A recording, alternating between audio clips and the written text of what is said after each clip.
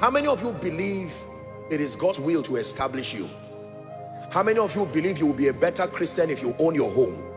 How many of you believe that if God empowers you, he'll give you room to serve his purposes? How many of you believe fruitfulness is the will of God?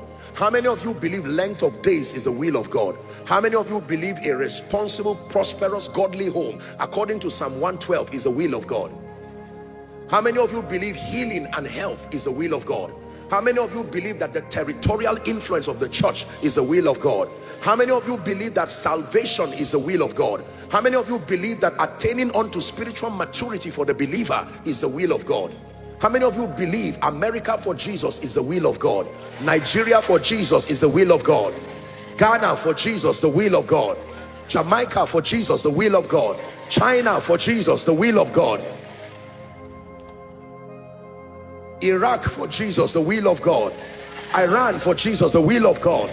Until the knowledge of the glory of the Lord covers the whole earth as waters the sea. Now listen, I'm teaching you how to live by the word of God.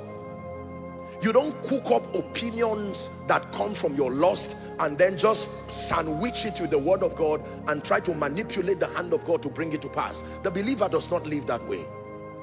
It's important you are aware of the promises of God. That's where your confidence comes from. When you know you are in the will of God, here's how the Bible puts it, and this is the confidence that we have, that if we ask anything that is in accordance to his will,